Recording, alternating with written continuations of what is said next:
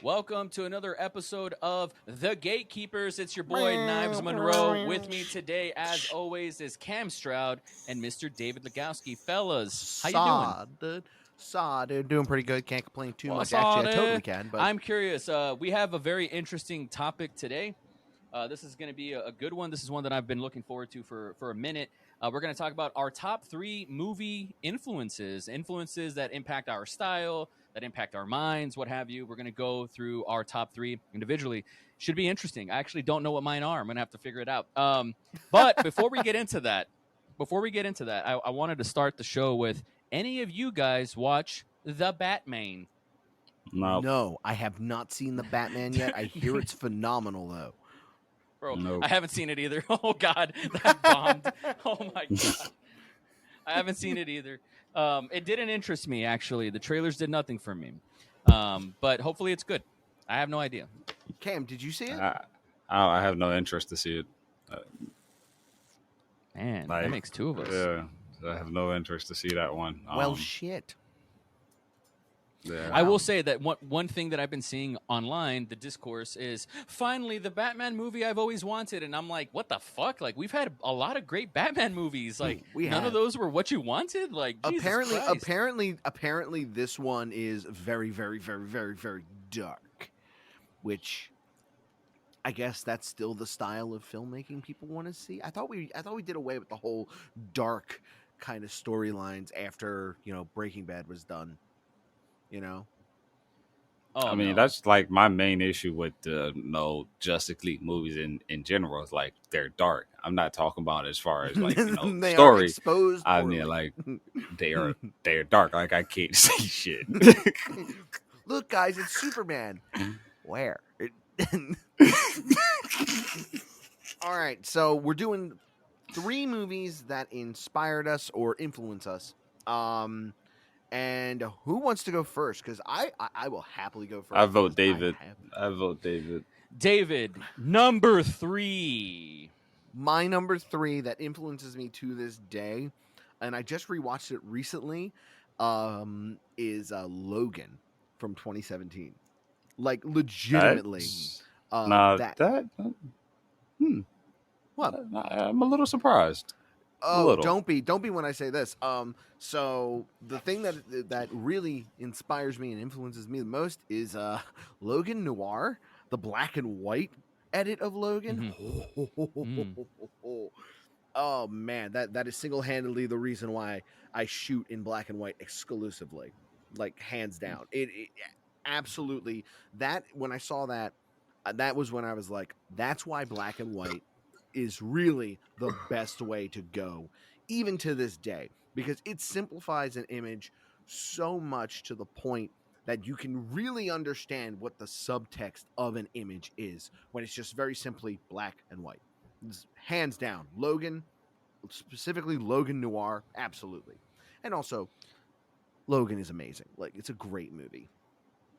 I loved that movie when it came out. That trailer, like, I must have watched it like 500 times before that movie came out. Right? I know that you really like the black and white version, to put it, to simplify it. But there's also like the black and chrome version of George Miller's Fury Road. Did you ever watch that? Are you interested? No, what? I didn't know that.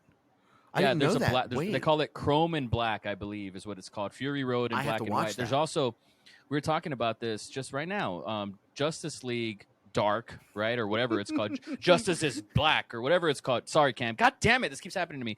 Justice is Dark, whatever the fuck it's called, right? There's a black and white Justice League. That? What the fuck is happening?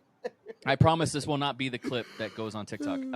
Great. But have you seen that? Have you seen the Justice League is Dark? No, or what? I did not see. I did not. I know what it is, but I've never watched it. The Fury Road in Chrome and Black, and I didn't see the Justice League in whatever the hell it is, because I just don't care about the Justice League that much. Okay. One piece of trivia that I found really, really cool. Mm-hmm. So when in Logan, when Professor Xavier, spoiler alert for Logan, everybody, speed up 2 minutes if you don't want to be spoiled if you haven't watched it.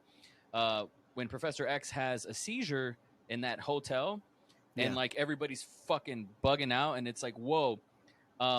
I felt like when that scene was over, I was able to exhale. I was like, oh my God, I held my breath like this whole time when it was happening, like in the theater. It was amazing. But do you know how they got that jitter effect? How?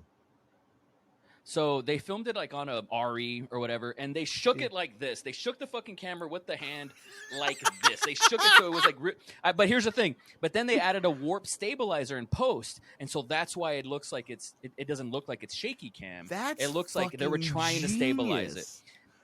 I love in-camera practical effects, and it has like when you watch it now, you'll be like, that's what they're doing, right? But I just thought that was such an interesting practical effect that in a Hollywood big budget movie, that's what they were doing. It was just so indie, so DIY. I love. Well, that's in case people don't know. I'm about to say a term. I think Knives is gonna know it.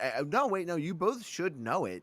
You know, especially since Cam, you went to film school. Knives, you're a filmmaker, a practicing filmmaker, and I used to when I would do DP work in film school. What I would do is I'd have like people Hollywood flags for me if they pissed me off. What do you mean? Do you not know the term Hollywooding? No, I don't know what that is. Okay, actually. so let's say Cam pissed me off, right? And he was the second AC and I was the DP. I would hand him a big flag, like a 24 by 24 flag, and say, "See the 10K over there? Go hold it."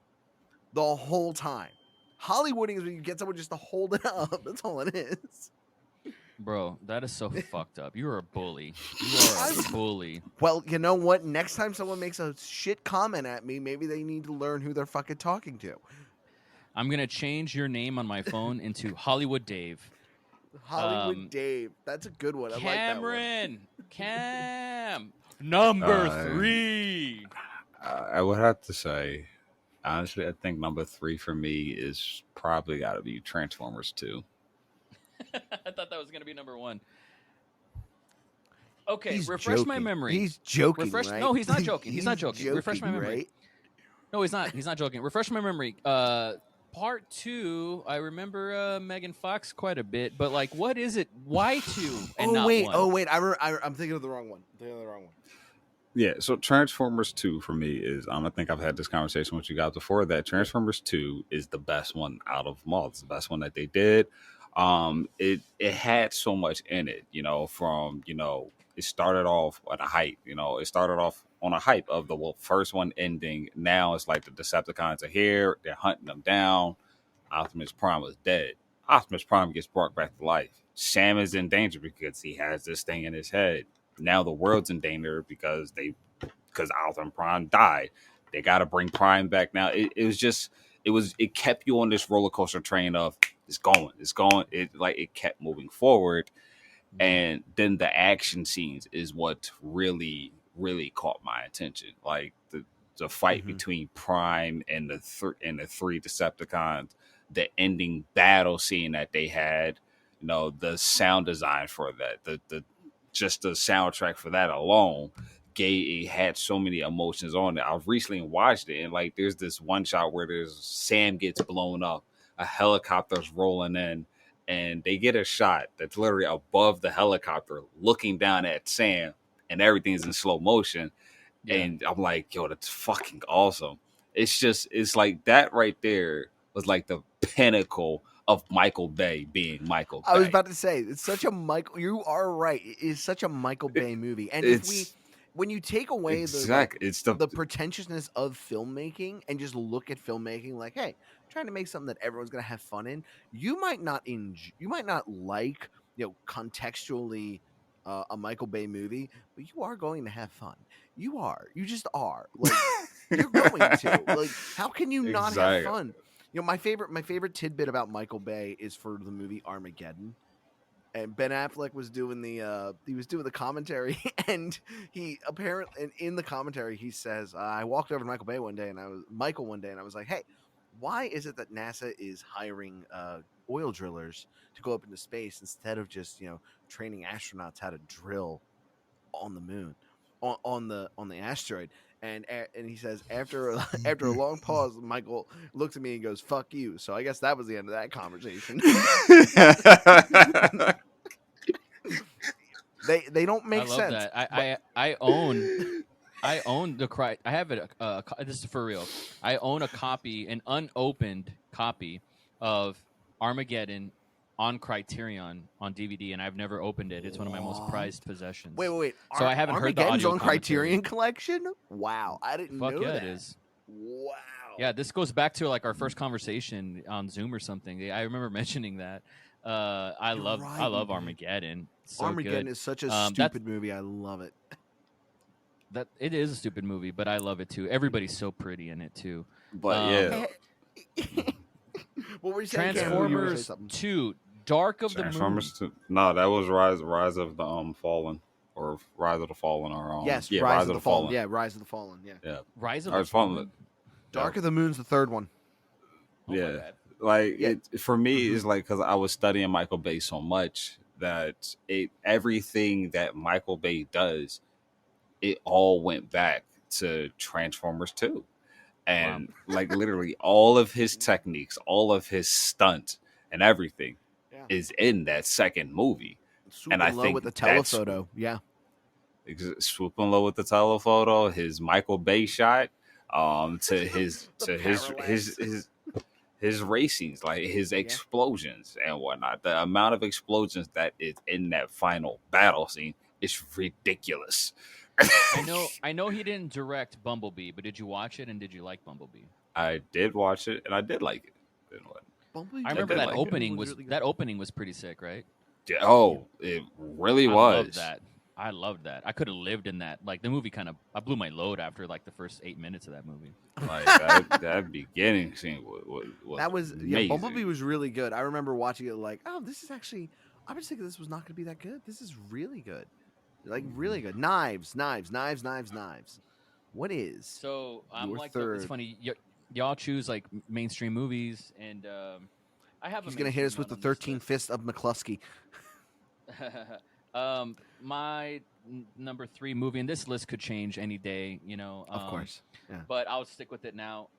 My number 3 is Paul Thomas Anderson's 2012 The Master. I don't know if you guys got to watch that. That's with Philip Seymour Hoffman. That's a and really Joaquin good Phoenix. movie. That's a really good movie.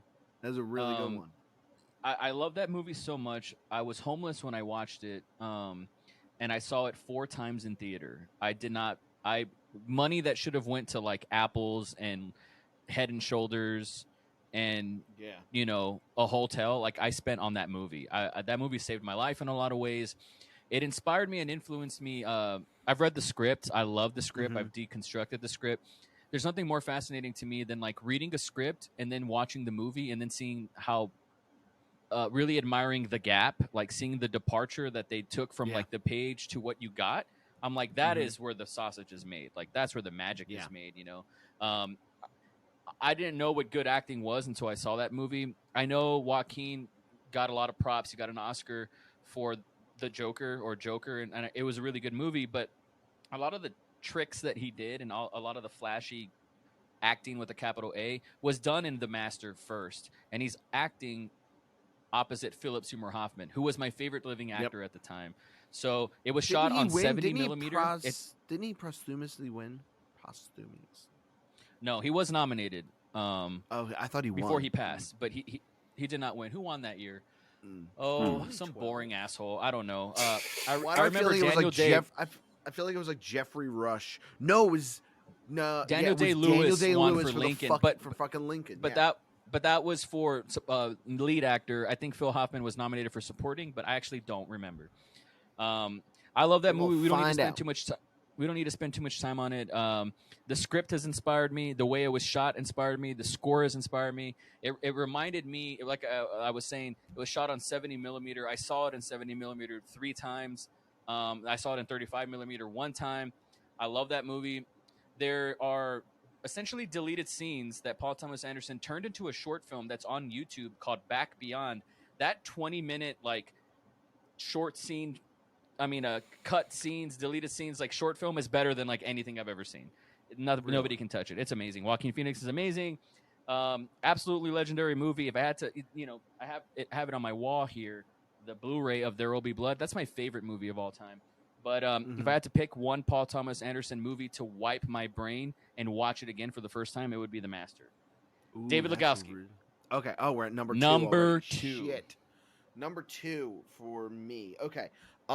This is where you will start probably noticing a theme with the movies that inspire me and influence my work and everything. Number two is very aptly No Country for Old Men from 2008. Um, like I said, Heard of that one. what'd you say? I said I've heard of that one. You haven't have you not seen it? I don't think I'm pretty. I don't think I have, but I know I've heard the name. Dude, it is a masterclass in visual storytelling and sound design. There's no score. Just to, really quickly, if anyone's, hasn't heard it, hasn't watched it, there's no score. There's no musical score at all. It's all visual storytelling and sound design. And it's absolutely beautiful and amazing, but it's a Western. It's about life in West Texas on the US Mexico border. And it's a guy who he finds some money and then he gets into a whole bunch of shit because of it. It's absolutely an amazing movie. It's a slow burn, but also it's written and directed by two of my favorite filmmakers alive, Joel and Ethan Coen. So it's absolutely just No Country for Old Men is mwah. You So cannot good. mention Old Country. I'm sorry, No Country for Old Men without mentioning Cormac McCarthy, who wrote the book that Of it's course, based off yes, of. Cormac McCarthy, yeah. Who That my book God, was so gripping. Once again, when I was homeless, I read a lot of books. Not only did I see The Master when I was homeless, but I would crash a lot of libraries, and mhm. I would just, like read shelves. I would read whole ass walls of books, and one of the books I read was No Country for Old Men. I read it standing up in like 2 hours. It was so fucking It's good. such It a was like good food book. and drink. It really Food is. and drink. It's Like such a good book. it took me like a month to go through The Road. Cormac McCarthy's The Mhm. Road, but which was like I was just so unbearable, so dark and depressing. But Uh-oh. No Hello? Country for Old Men was such a good story. Oh no. We good? We good? Hello. I can hear you now. Cam. I Okay, can you're hear you good. now. You're good. It's all We're good. all good. We're We're all good we're now. doing We're it all good. live. So- We're doing it live. It- No Country for Old Men. That's a big dick movie, man. That's a good one. That is Obviously you're into westerns quite a bit. yeah. That's Yep. sort of like a neo noir kind of postmodern western, like postmodern in the Unforgiven sense, where we're not watching people on horseback necessarily. But that's a really good Mhm. movie. What did you think about the ending? It was pretty divisive when it came out. I think that the ending so many people everyone talks about the ending because there was so much so much to extrapolate from this ending. I think that the ending, for the longest time I used to think that Joel and Ethan Coen don't know how to end a movie, and I now, after watching and rewatching and watching and rewatching again over and over and over again this movie, I don't think it has to do with the fact they don't know how to end a movie. They know how to end a movie. It's that we're so we expect to get an ending that is going to kind of blow us out of the water, to kind of be like, and this is this pretty perfect bow at the end of the movie. And the Coens just always take that away from us. They never let us have that because that's not how it works. And I think that No Country for Old Men is really the best example of that, because nothing in that movie tells anyone that it's going to have a bow at the end of the movie. You know what I mean? Absolutely. I will say it to the Coens. I love the Coens. They might be my So favorite fucking American directors. Maybe. Yeah. They're They're so amazing. fucking good. They spoiler alert for Inside Llewyn Davis with Oscar Isaac, which came out like in 2013. Love that movie as well. like a TikTok. That movie's a loop. It starts the way it ends, and it ends the way. Masterful ending. Fargo kind of has a happy ending where there's sort of a bow on it a little bit. I love that ending. Fargo is Fargo. Fargo I have ends with a husband and wife on bed saying, "You know what? I think we're gonna do okay." Like it's happy. not as even it could that. ever be. Not even that. My problem with Fargo is so much worse than that. It is the fact that Stop. I will not listen to any sentence that starts with "my problem with Fargo." We're not going there. Mr. David Lugowski, I throw down the gauntlet. We're not doing I'm going this. there. Fargo is a movie where the title of the movie is not a town, not a city, a village in North Dakota, and 98% of the movie takes place in Minnesota. I don't understand it. It doesn't make any sense to me. What? I don't know why they did That's that. That's your nitpick. Citizen Oh, yeah, Kane. it's Like, stupid. who gives Oh, a no, fuck? it's just- Like, I'm not fuck saying I care titles. about it. What does I'm not Pulp saying I Fiction care. mean? It doesn't matter. What are you doing? No, That's your nitpick. It's not even like a Cam, good nitpick. Cam, number two. Cam, number two. Let's keep this thing going, man. My God, Come on, Mr. man. Lugowski. How dare you? I gotta say, my number 2 is Ip Man or IP Man. Wrong. Oh, that is wrong. Wow. The second movie of the 4-part installation. Wow. Second. Okay, walk me through this. Why? Influences you how? That seems like such an impossible thing to like I understand why that would inspire why I'm you saying that, 100%. But like what do you like, what does it inspire you to do? It's their action scenes. I love action. I love Yes, action. Cam and I have actually talked about this movies. many times before. Cam And, is a huge action fan. Yeah, I'm a very big action fan, and just the way they went about it was just amazing. It was always fantastic. Like every one of his fight scenes, from the first movie to the last movie, I'm glued. I'm like, yeah, yeah, let's get it. Like because like normally a lot of action scenes that I've watched, there's one shot, two shot, one shot, two shot, one shot, two shot, three shot, da da da. And that's like when it comes to fist fighting. With this one, they're using lows, highs, close ups, longs, wides, all at once. It's like, I'm here with all of it. So it was always their action scenes, but at the same time, there's a subtleness to it, or there's a calmness to it. It's chaotic, but it's calm at the same time. So, Holy shit. Man, I'm curious. So I have this theory, but before I give the theory away, Cam, do you enjoy musicals? no, but I do enjoy, which one was it? It was one. Rent, Okay. whatever that one was with Beyonce. 525,600 With Beyonce. minutes. Beyonce? That's, You mean Yeah. Showgirls? Not Showgirls. Dreamgirls? Sorry. yeah, Dreamgirls. I did enjoy that one. Dreamgirls. And then there was one that I did enjoy. I didn't know it was a musical till later. Which is what? I can't think of the name of it, man. The reason why I ask is I have this theory that people who love action movies also love musicals, because it's very similar in that you have people doing impossible things with their body. There's choreography, and the camera work and editing is oftentimes very kinetic. Well, right? It's very similar language. Does Step Up count as a musical? Yeah. It does, of course. Then yeah, okay. The original with Channing Tatum. Yep. All Yeah, of them. dude. Cam's a huge fan of What a- La La Land. No, I've never even seen it. I hated everything about La La Land. Sorry. Oh man, Never I even loved La La fucking Land. seen it. Oh, I cried so hard with La La Land. It's a good one. So Man. yeah, that's my number 2. Is either it would either be that or The Gentleman. Those would be my number 2. Ooh, The that Guy Ritchie Gentleman. movie? That's Guy Ritchie. Yeah. Mhm. Guy Ritchie is a fucking masterclass for shooting Dude, action Aladdin. films in a stylized Aladdin. That way. movie was dope. You know what? I'm mad. Guy that you Ritchie said did that. Aladdin, I bro. forgot he did Aladdin. It's like whenever I Yeah, talk never about the forget. Suicide Squad. It's like when I talk about the Suicide Never Squad by James forget. Gunn. So many people go, "Oh, you mean Academy Award-winning Suicide Squad, the one from 2016?" I'm like, "No, not that trash heap. The good one." Best makeup, baby.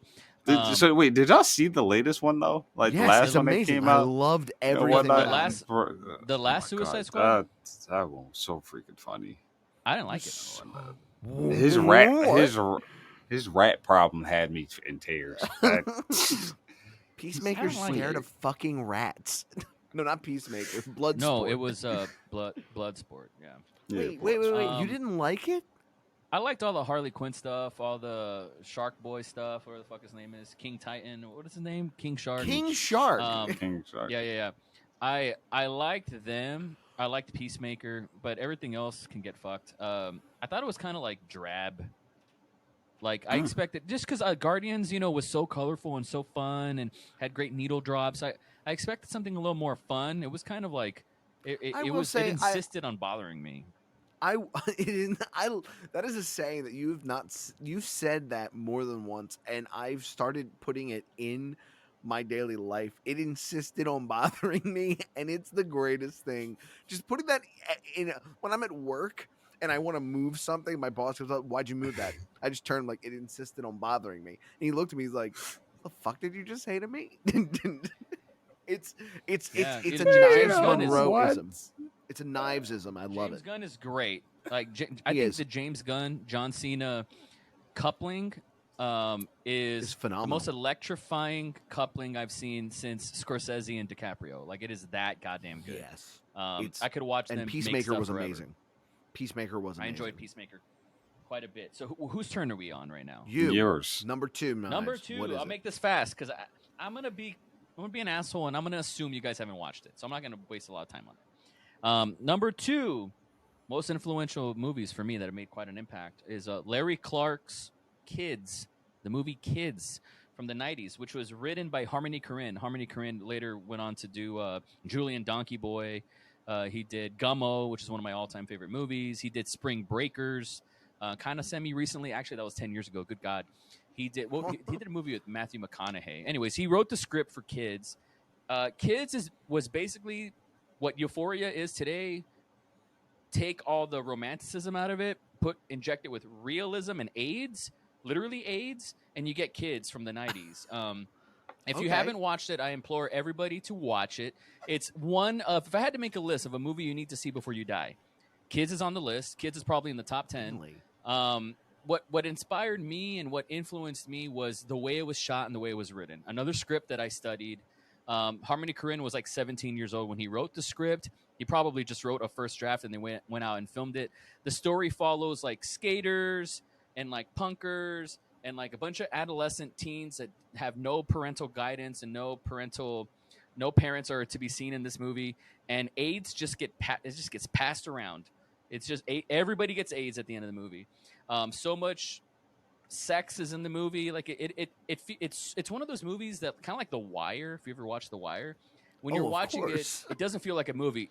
It feels like a documentary. It feels like this is real life. Okay. It inspired my shooting style. It inspired when I film stuff. I really going back to The Master. And don't worry, my number one is not.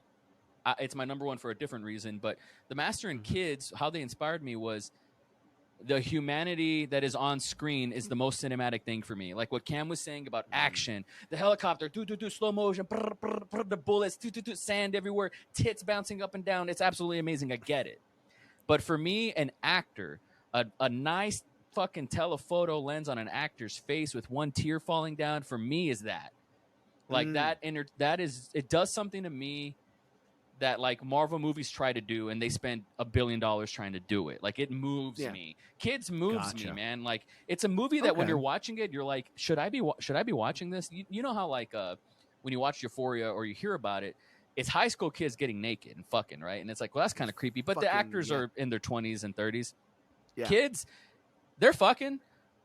And I think they were like all 12 and 14. Like, it's weird, dude. Like, you shouldn't. It's like you're watching it. You're like, I shouldn't be watching it. That doesn't influence me. What influences me is just none of the actors are like famous actors. Like, they're all amateurs. You just gave me my 13th reason.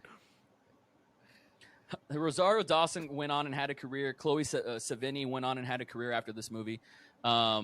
Everybody else kind of fell off. Leo Fitzpatrick had a career, kind of, if you're into him. I am. But that's an incredible movie. So for my listeners, if you're still here with me, check out the movie Kids. You must watch it. It is like nowhere to be found. I don't think anyone really wants to check out Kids. I don't think anyone wants to check out Kids. It's a must. It's a must watch.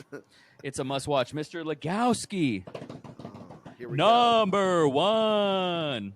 I think the movie that really speaks to me the most and has influenced me my entire life is Crash. And I love just the way that it tried to solve racism. Of course I'm kidding. Yeah, of course I'm kidding. Oh, my God. I was about to shit in your mouth. Never I was going to shit in your mouth. I was going to pinch your nose and shit in your mouth. The movie that solved racism. The movie that thinks it's solved. The Academy Award patted them. The Academy patted themselves on the back so hard for that. You know what the new Just- new Crash is? The new What? Crash, What? Green Book. Stop! You're right. That's I the new fucking- Crash. And to be clear, I did not like Green Book either. Never saw it. but- Never saw it. Okay, you got me there. Not I worth was it. about to Okay. be like, David, I don't know if we can keep doing this pod. Honestly, Of course, Like, that's I fair. thought- That's fair. I My thought I number knew you. one though, is actually one that did influence me from the first moment I ever saw it. I will tell the story of that real quick. Came downstairs, middle of the night. I was a kid. I wanted to get some water. It's like, 2 o'clock, 3 o'clock in the morning. I get my water and I'm going back upstairs. My parents fell asleep downstairs watching TV. And from the living room, just pow, pow. And there's this famous whistle. Wow, wow, wow. And I popped my head in to see the title, The Good, the Bad, and the Ugly. I sat there for the rest of the movie, enamored with this. Everything about it just tickled me in all the right places. Like, from the score by Ennio Morricone to the cinematography, the directing by Sergio Leone, the acting from Clint Eastwood, and it just everything about it. I was like, I think I found my favorite genre of movies. And yes, ever since then, I have been enamored by westerns. Ever since then, and everything. I'm just curious. What are your thoughts on the Magnificent Seven? Which one? The Denzel. That was trash. No offense. Denzel did great. I'm not gonna lie, the performances were great. It's just the way they did that movie was so half-assed. Everything about like you could see Chris Pratt, Denzel Washington, even fucking Ethan Hawke. They're all giving their all. They're giving 100%. And Antoine Fuqua, right? Fuqua? Is the director? Yep. Yeah, Fuqua. Yep. He's the director. He's given his all. But man, there had to be some serious studio interference on that because it just feels wrong. Like the whole thing just feels like, why did you make this movie? You wanted to say that, like, you wanted to say that rich people are bad? Like, can we get more than that? Like, can we? And don't get me wrong, like the actor, what is his name? Peter Skarsgård, I think is what it is. He also doing an amazing job. It's just everything about that movie is just flat. Everything. And I love westerns so much. I'm working on one. Like I'm writing one right now. Love them to death. Everything about them is amazing. Westerns are the ultimate form of cinema, and I will fight anyone on that. So, what are some tropes and cliches and trademarks that you love in westerns that are making it on your screenplay? That you're like, well, if I want it to be an authentic western, I got to add this in there. Like, what's an example? Sweeping landscapes. Obviously shootouts. That's probably the biggest one. Very diverse cast. Like that's really important when it comes to westerns. I've seen westerns where it's just nothing but white people, and I'm like, no.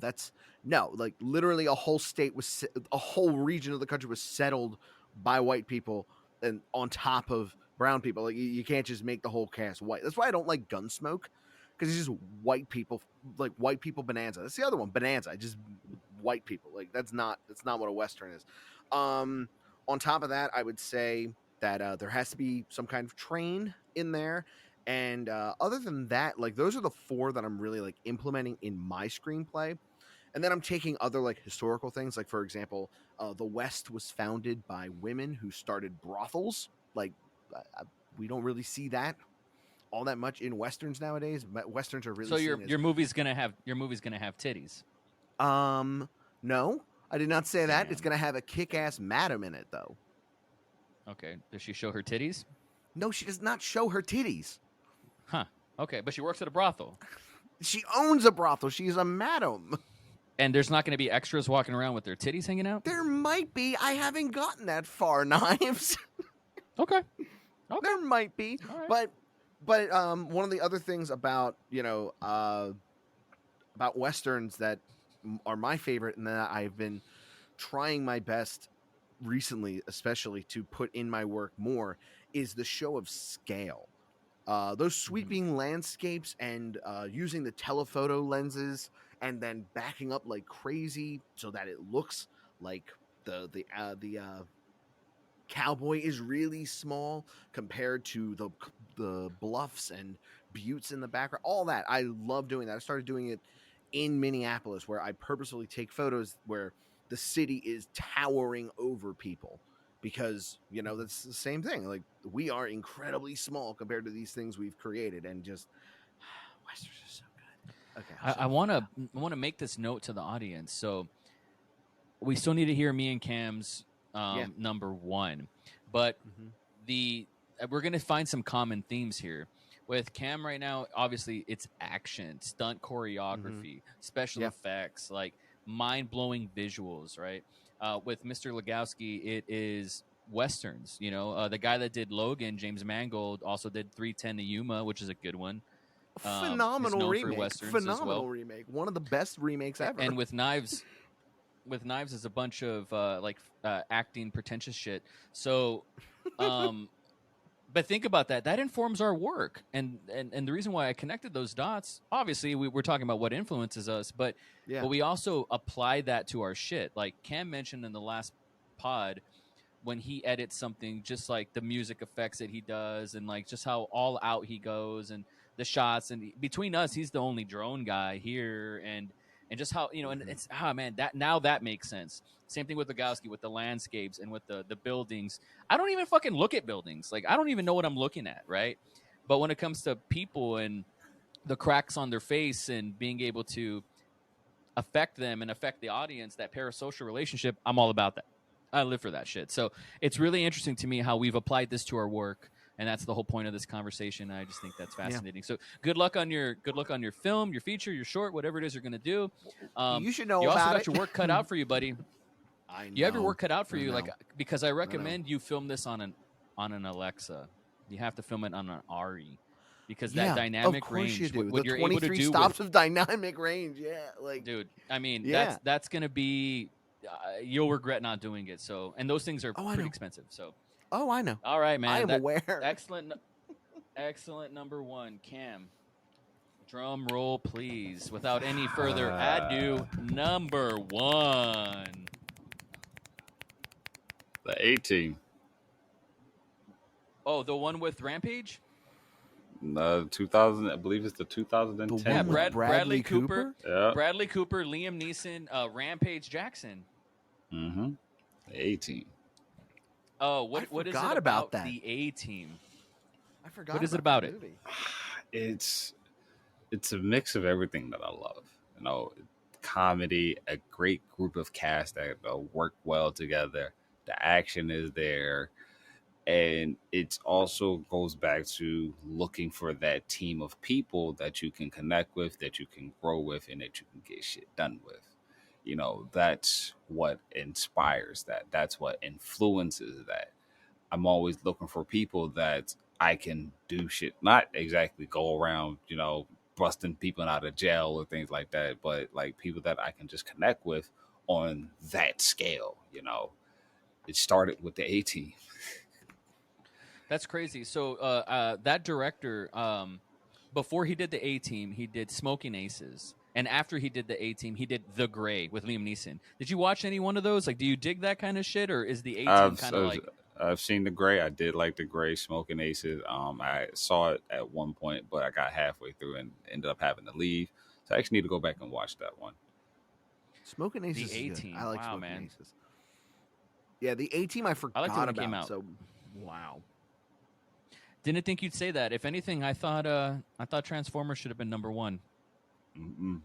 No, I could think. I forgot about it. Like, that's dope. That's dope. Yeah, we definitely all have themes here. So, Knives is gonna say The Artist from 2011, obviously.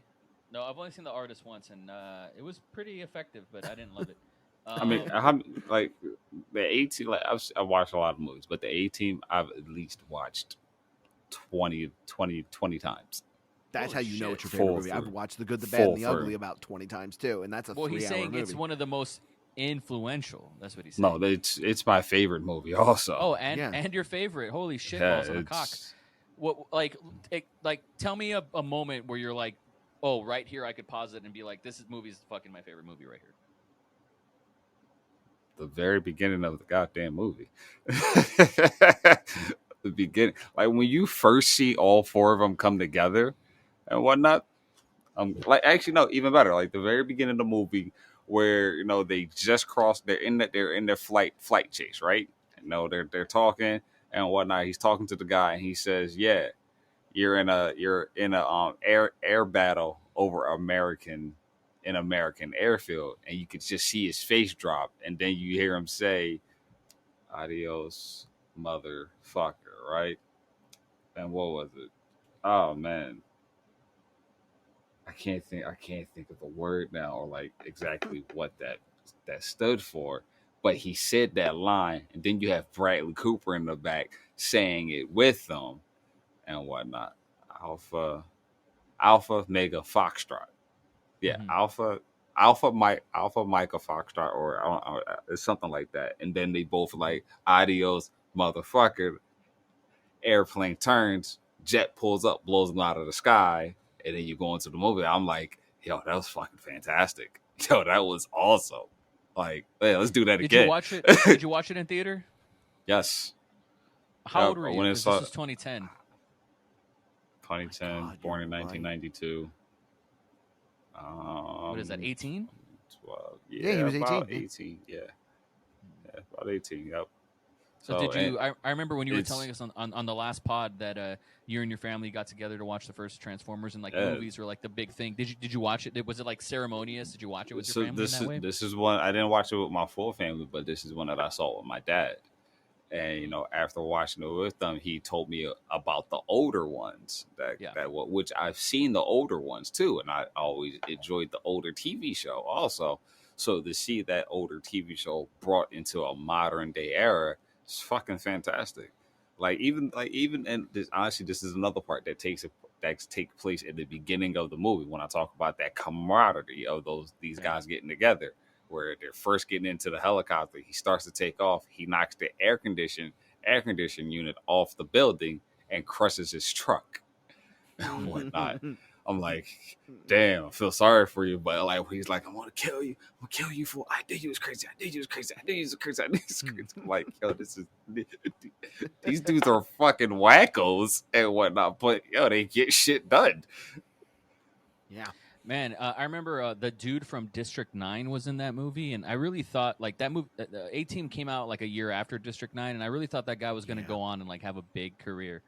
But I never He really ended saw up him in the after. office. Yeah, ended up in the office. I know he was in Elysium, which I didn't like that movie at all. Elysium was not that great. Yeah. Hey, hold on. Are we talking about the same person? No, I know who you're thinking of, but that's not. I'm talking about his name, like Charlton Copley. He's like African or something. I was about to South say. I'm like, Africans. I was about to say. I also remember him from the 40-year-old version. Which guy? No, I don't think that's him. That's not him. He's not in that movie. He was in Wait, District 9. Knives. What is What's up? your What's up? number one? Well, I'm just going to minimize this just because I'm not going to be able to top the sentimentality that Cam has. For me, it's not about like emotions. And for a long time, this was my favorite movie, though. I will say that. Number one, my most influential movie for me is Quentin Tarantino's Kill Bill Volume 1. That's fair. I love the whole thing.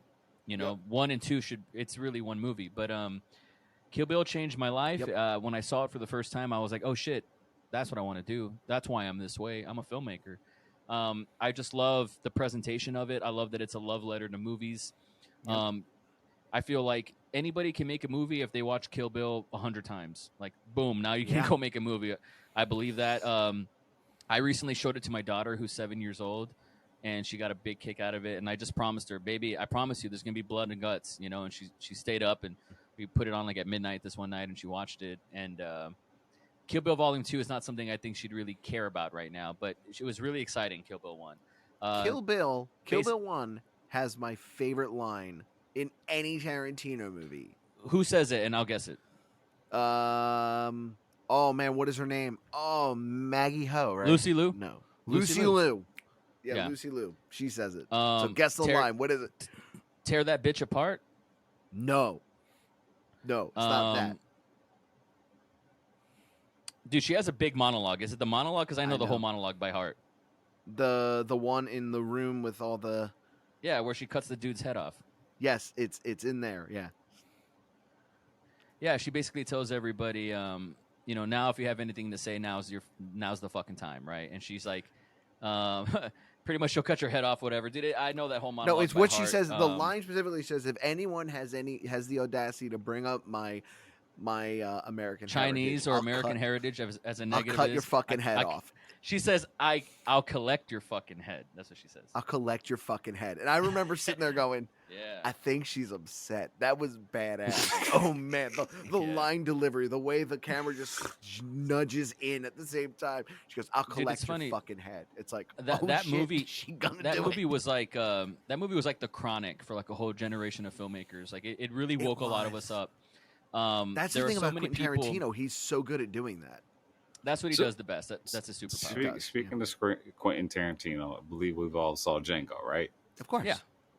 Have you ever seen the movie? And let me make sure I got the right name.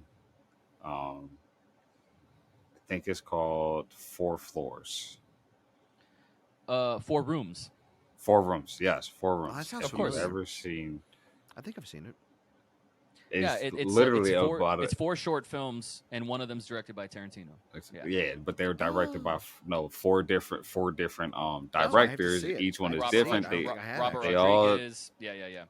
Yo, that last one though, like after everything that he went through and whatnot, and they're hyping this man out. It's like, you do this, you get this type of money. You're not gonna do it. Come on. He's like, and then he says go, and he just does it, collects his money, and walks the hell out while the dude is right there screaming. I'm like, damn, that's fucking funny. Super underrated movie. Nobody talks about it. It's like nowhere to be seen. Maybe it's on Hulu or something. But yeah, Kill Bill, dude. Kill Bill is I used to not get it. I really used to not get it because I didn't really watch it. And when I did watch it, I was too young to understand like what Tarantino was going for with it. So everyone always used to say to me, like, Kill Bill is one of their favorite movies. I'm like, fucking how? Like, how could that be it? And then I sat down, like, I think it was last summer, actually. I sat down and I just watched it. And I'm sitting there and I'm watching. I'm like, I get it. I get it now. Yeah. That is, of course, that is amazing. And then Lucy Liu said her line that I love. I was like, now I really get it. Oh my God, that was amazing. You know what? Another Quentin Tarantino movie that I love to death. The Hateful Eight. Yes, dude. I love that movie way more than Once Upon a Time in Hollywood. That movie did nothing for me. I'm gonna say something. Hateful Eight. I love the Hateful Eight. That is that's a perfect movie. No, I don't know about perfect. I have a few issues with it. I think my only problem is that it ends. That's the worst part. My problem with it is, and you're gonna say it's a nitpick, and it might be.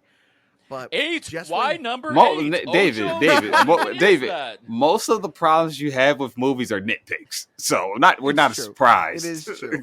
No, right. I think one of the things about the whole whodunit tone that it has, right? It kind of shoots itself in the foot towards the middle of Act 3 before the big. Actually, no. But towards the end of Act 2, before the big reveal, when Marquis Warren just starts capping people, like he just starts shooting everyone. It's like, okay, well, I was playing a fun game of trying to figure out who it is, but I guess we're just gonna figure it out. And then, like I said, it might be a nitpick, but then 2 minutes later, just the reveal. I'm like, I wasn't expecting that. Oh shit! But what do you mean? Like, what you didn't like that he killed Mexican Bob? Like, what do you mean? That was sick.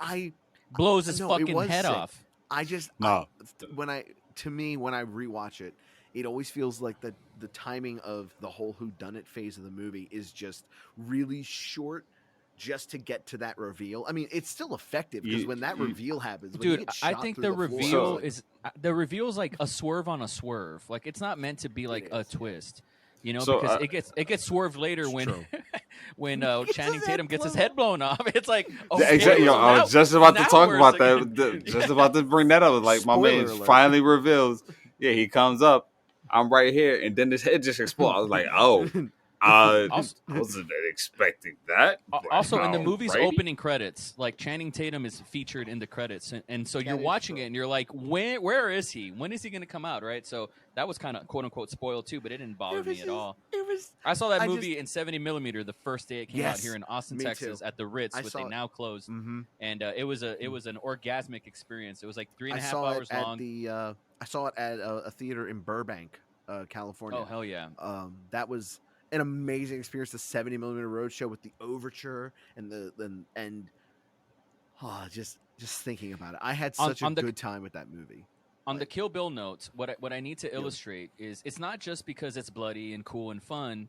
The iconography, when I watched it, it introduced me to a universe of you know how there's like the Marvel Cinematic Universe. This is the cinematic universe. Yes. Of all the movies, Godzilla.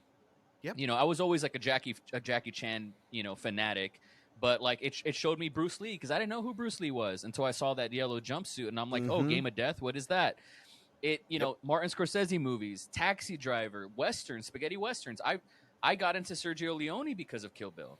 Like that movie introduced me to cinema. It was like it was like drinking from the fucking fire hose of movies, and that's what I love about it the most. Was like it was like the big bang of cinema for me, and everything's in there. Everything that we all love about movies is in there. Actually, you got western components, you got beautiful fucking Ewan Wu Ping fight team action, and you have a tremendous story with great performances.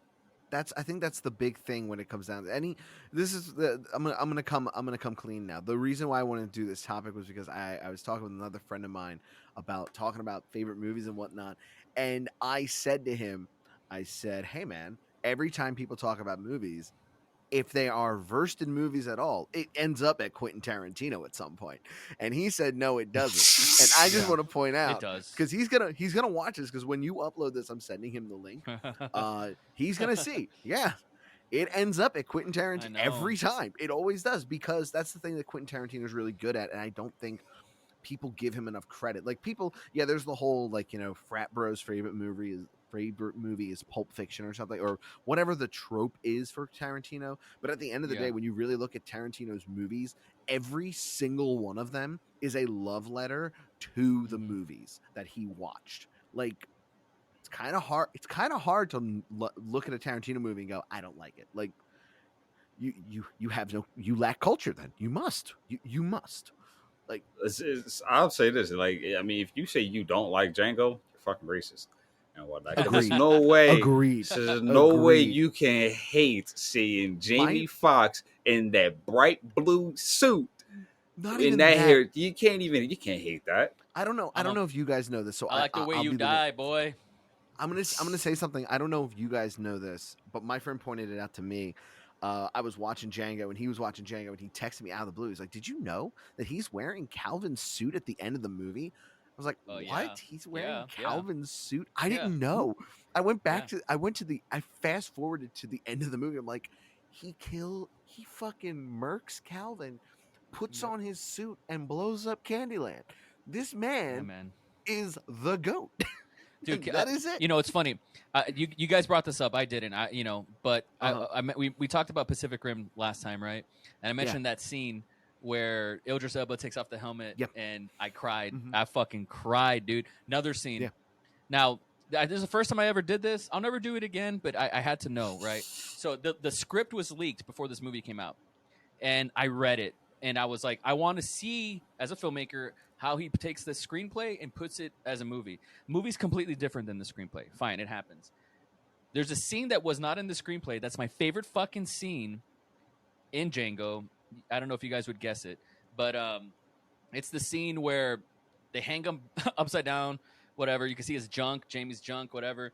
And then they're like, we're going to send you at this plantation, and you're going to fucking break rocks until the day you die, right? So he's with these Australians. Quentin Tarantino is there. And he does this whole scene. You have this beautiful 360.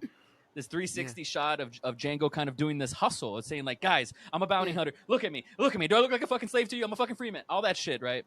Yeah. Dude, I'm going to cry again. No, that's in there. That's in there. But blows, they changed he it. blows. Hold on. This is the moment, though. I blows think I know what them he's up, talking about. the fucking dynamite, and he lets the fucking other slaves that are in like the carriage go, and John Legend music hits.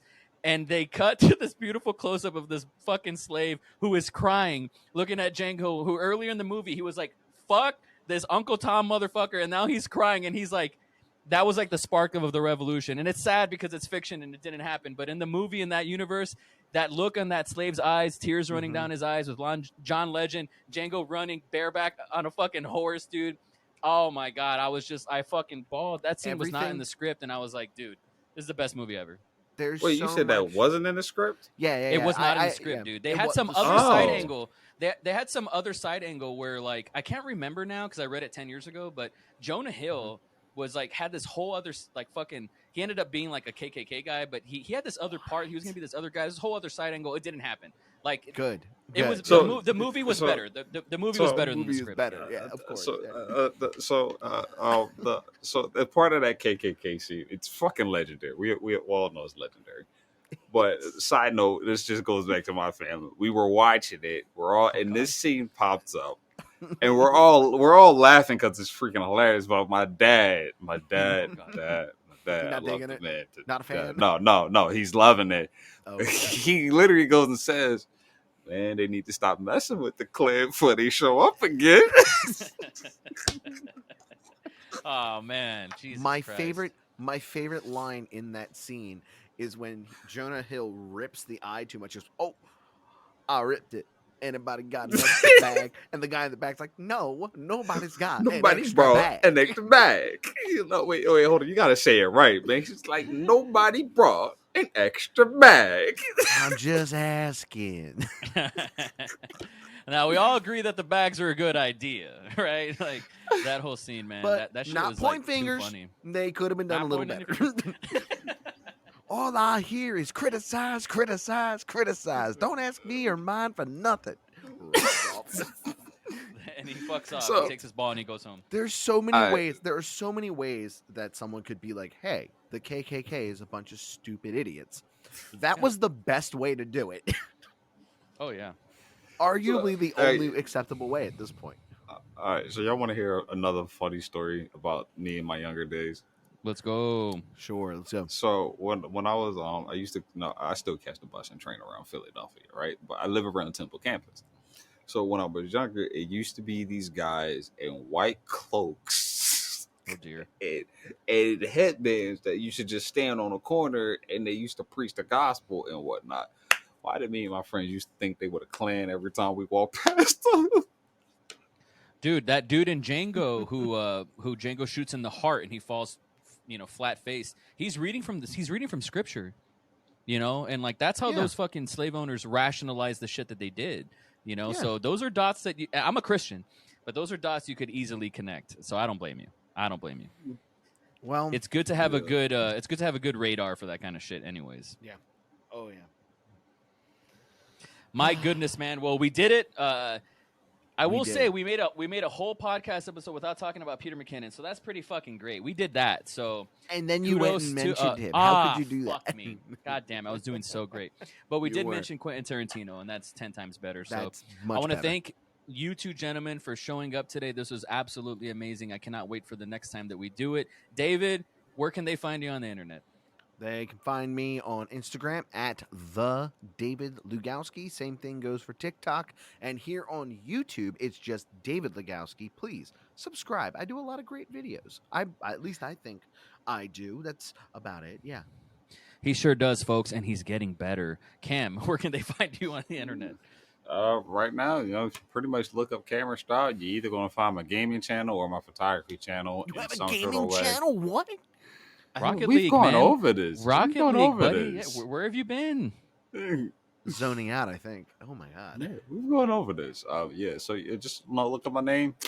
Sooner or later, actually, a lot of stuff is about to start disappearing because I'm switching over to transferring everything under one name, which is going to be Images by Cam. So I like it. yeah. I like it. And you guys can find me at Knives Monroe and all the things. If you guys made it this far, let me know in the comments below. Like, comment, and subscribe. Follow us on Spotify. Thank you guys so much for listening, and we'll see you next time.